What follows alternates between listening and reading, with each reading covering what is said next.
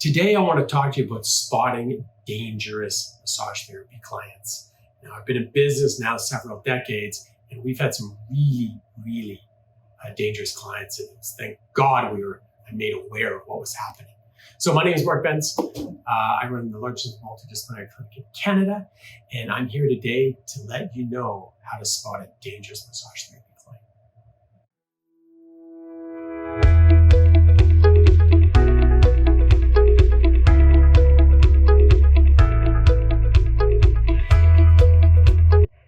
First, I want to talk to you about how I define dangerous. And I look at it in two ways. One is a symptom. So is this symptom occurring that could create many more problems? Or is this a pathology? So is this a real disease? And I look at examples, stage 4 cancer that could kill you or kill someone in your business. Okay, so I break that down because it allows you to sort of classify it and work on it accordingly. So the first one I want to talk about is a symptom, but it's serious, okay? If you have someone that is always canceling, running late, creating problems in your practice, you need to be aware of it. You need to say, okay, this person, for whatever reason, and this is what you need to work on to figure out, why are they always canceling? Why are they always running late? So you'll need to have some tough conversations to figure this out with them. Now, here's the thing. If they're always running late and they're paying, that's okay. They're paying, it's their time. If I pay for something, I take responsibility for it. It's my time, it's your time. I'm paying you for the time. No need to get stressed out as a massage therapist. If they're never showing up, but I'm still paying for missed appointments, again, not something to worry about. If I'm paying for the time, I didn't show up, if I make the massage therapist whole, that's not a problem. Here's the problem. I'm constantly making excuses. Oh my God, my kid's sick. I can't do this. I don't have any money to pay. I'm sorry. I can never find parking. That's why I'm late. Sure, that happens once or twice. But let me tell you, over the decades, when this starts to creep up, it's a serious symptom that you need to stare down, and you need to have a tough conversation with that client because it's going to get worse. Number 2, and this now gets into the pathology, the real disease that could either kill you, harm you, or someone in your business. And the first one is, if someone is communicating to you in it's different than every other patient or client.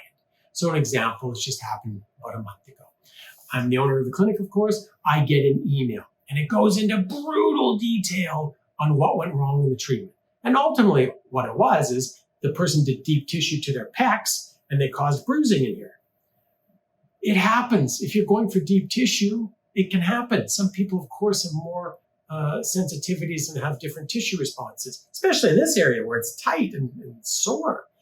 But the way she was describing it was like, this is odd. Like, I get it, but what does that mean? And then when I found out, because when things happen like that, your spidey ding, ding, ding, ding, ding, ding, ding, start going off. You're like, uh-oh, what does this mean? And so I start to sit back and go, is this really happening the way it should? And in this case, way too much description written down in an email.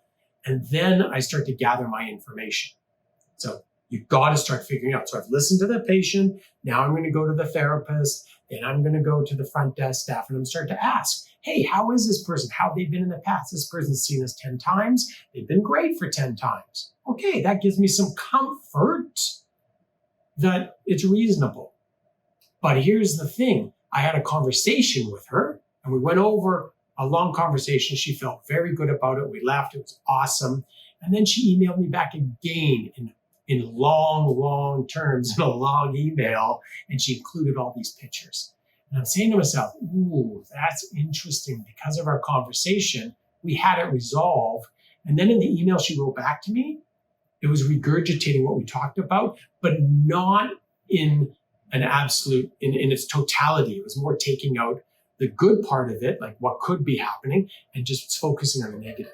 So I talked to the therapist. I just said, hey, be aware of what's going on here. So when you talk to the client or patient, you got to make sure that you're independent. Don't Like, just be aware. Your spidey sensors have got to go off, because this could be a person that just has some concerns, or this could be, and we just had this about a year ago, a professional person. I call them a professional person, but basically someone who knows they can go after people who work in the health and wellness industry because they have malpractice insurance.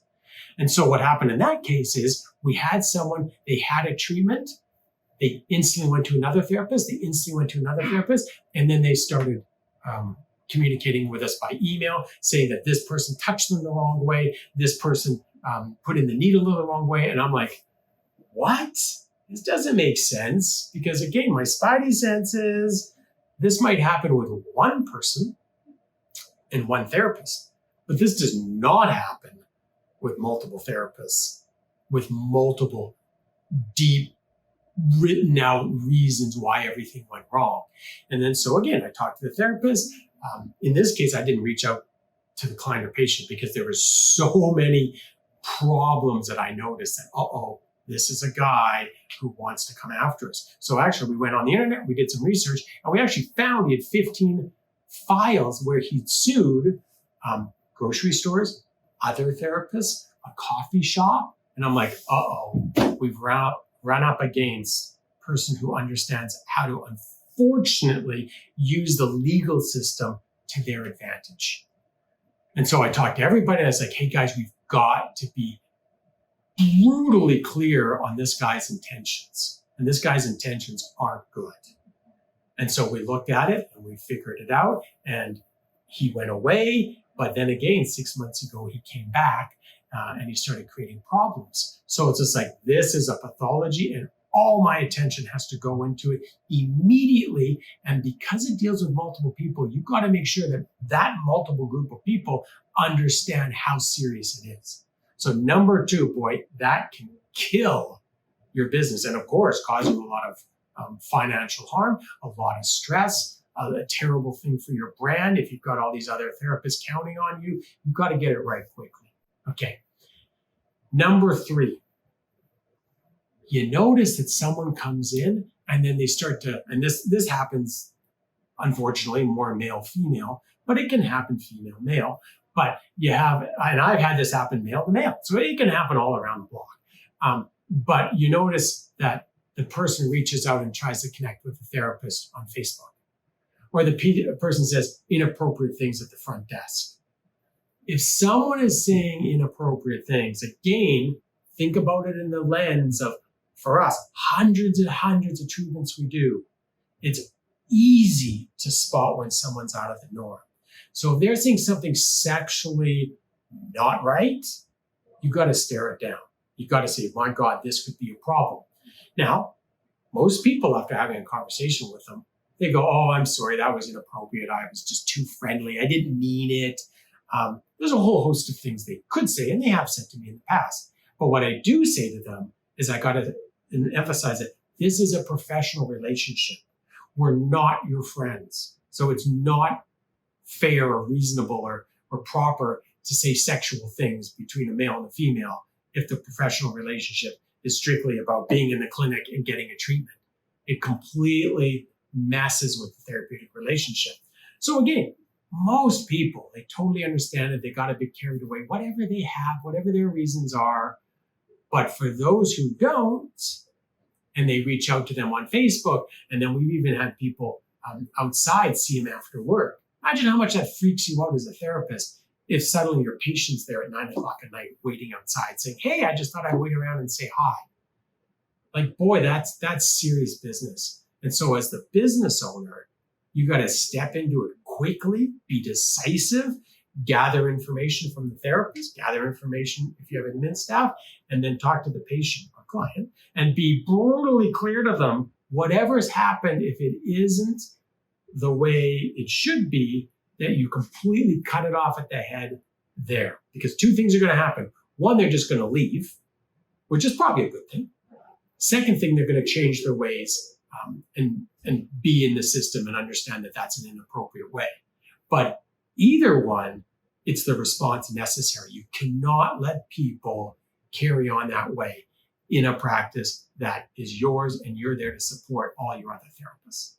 Okay, guys, get out there, take action, and really, really pay attention. Because as I say, those two dangerous ones, the pathologies, they can kill you. The symptom one, absolutely, over time can create a lot of problems. But the two can kill you. Get out there and take action. See you in the next video.